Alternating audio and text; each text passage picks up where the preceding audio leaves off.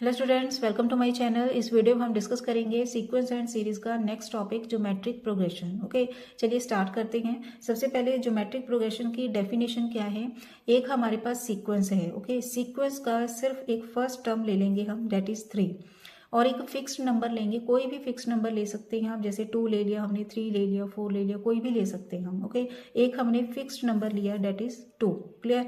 जब हम इसको 2 को नेक्स्ट टू नेक्स्ट टर्म में मल्टीप्लाई करते जाएंगे तो जो सीक्वेंस तैयार होगी, this is called geometric progression. जैसे 2 को अगर हमने 3 के साथ मल्टीप्लाई किया तो 6 आ गया। Next 6 into 2 12, 12 into 2 24, 22 into 2 48, as up to so on. Okay, तो इस सीक्वेंस को हम बोलते हैं ज्योमेट्रिक प्रोग्रेशन। अगर इसमें हम प्लस प्लस डाल दें तो इसको हम बोलते हैं ज्योमेट्रिक सीरीज।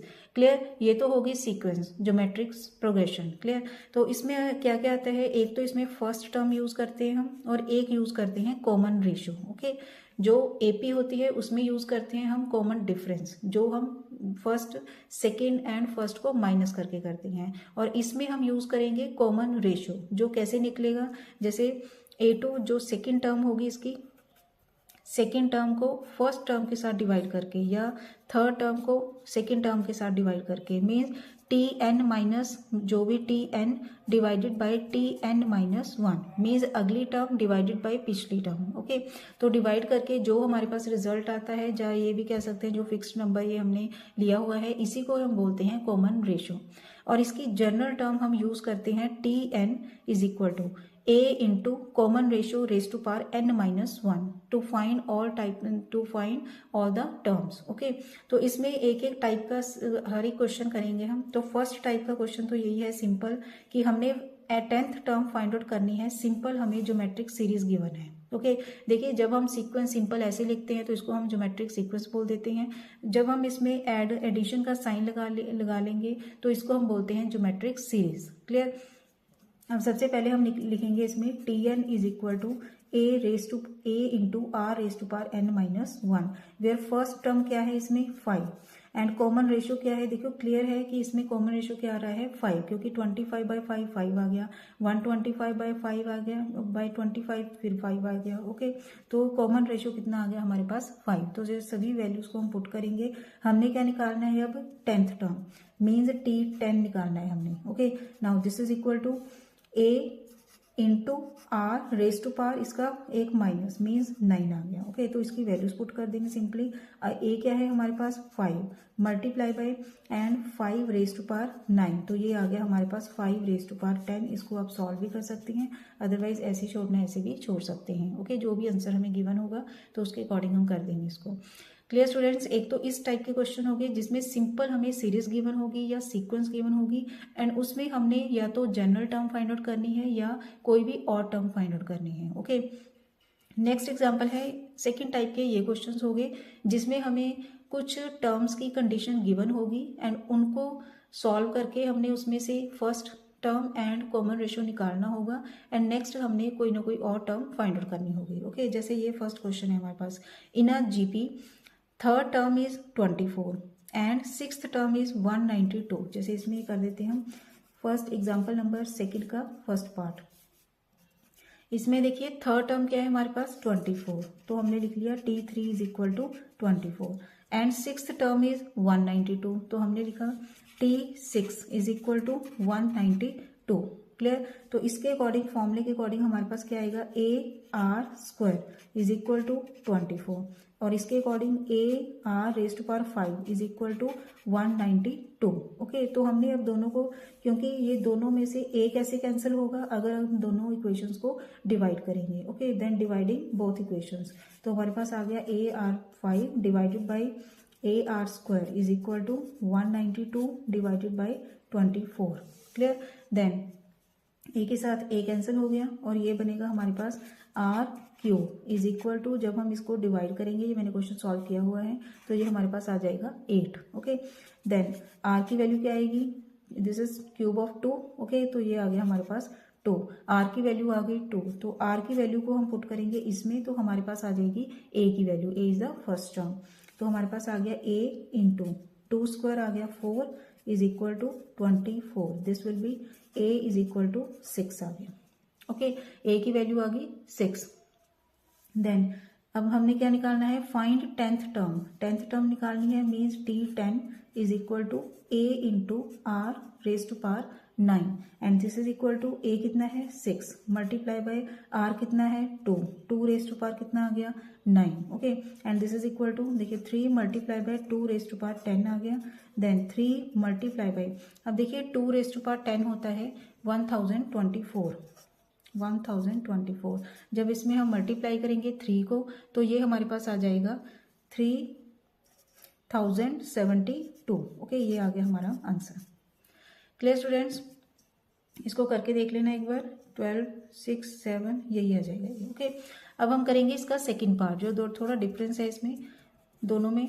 देखिए 4th term of GP is square of its second term, means 4th term of GP is square of its second term, एक कंडीशन तो ये हो गई, and first term is -3, means A is equal to -3 given है हमें, and we have to find its 7th term, okay. तो कैसे करना है, इन दोनों को ही सॉल्व करेंगे, सिंपल इनकी वैल्यूज पुट करनी है, तो ये बनेगा हमारे पास a into R cube is equal to a into R की whole square, okay, and this will be a into R cube is equal to a square R square, okay.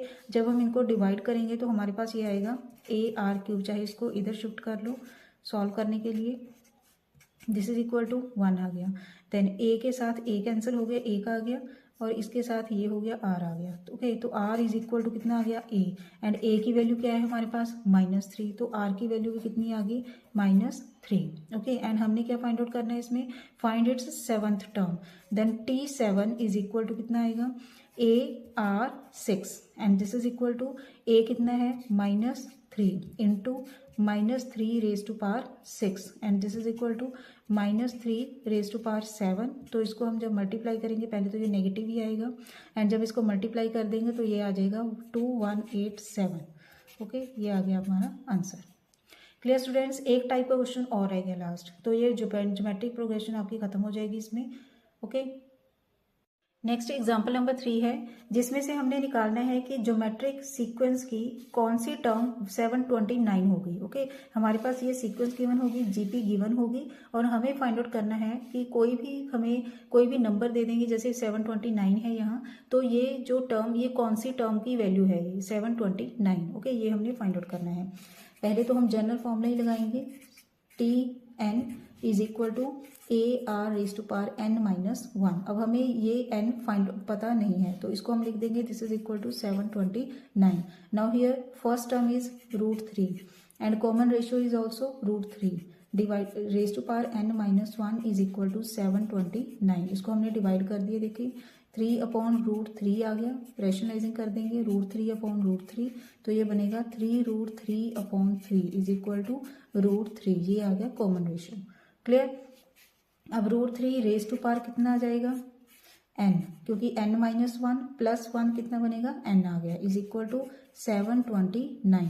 अब देखिए रूट जो है जिसको हम लिख सकते हैं 1/2, सो हमारे पास 3 रेज टू पावर कितना आ गया n/2 is equal to, and 729 होता है 3 रेज टू पावर 6। ये सॉल्व करके देख लेना, ऐसे भी कर सकते हैं आप।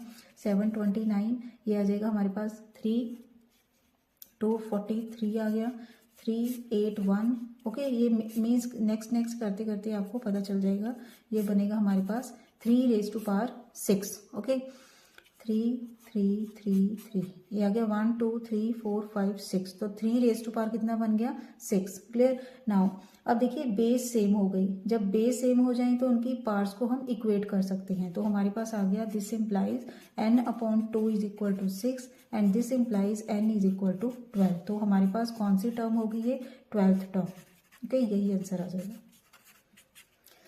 क्लियर स्टूडेंट्स, नाउ नेक्स्ट ये क्वेश्चन देखिए, इसमें हमें जीपी में गिवन है these 3 numbers are in GP and we have to find value of x, okay.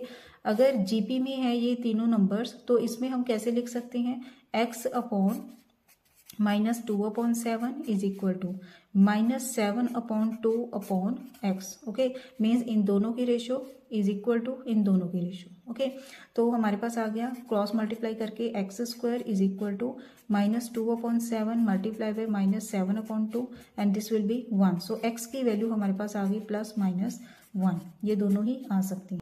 एक लास्ट क्वेश्चन देखिए, if 4th 10th 16th terms of GP are X Y Z respectively then we have to prove X Y Z are in GP. Okay, पहले तो हमने लिखा 4th term is X, 10th term is Y and 16th term is Z, तो हमने according to formulas ये use कर लिए। Okay, अब देखिए हमने प्रूव करना है X Y Z are in GP, that means Y upon X की वैल्यू जेड अपॉन वाई के बराबर होनी चाहिए। वाई अपॉन एक्स पहले निकाला हमने, तो इसकी वैल्यू आ गई r⁻⁶। देन हमने निकाला z अपॉन y, तो इसको भी हमने जब सॉल्व किया तो हमारे पास आ गया r⁻⁶, तो दोनों की वैल्यू सेम आ गई, तो इसको हम बोल सकते हैं X Y Z are in GP. Clear students, I hope आपको ये जीपी समझ आ गई होगी। आगे इसकी सम ऑफ टर्म्स करेंगे। Okay, thanks for watching. खुश रहिए, पॉजिटिव रहिए।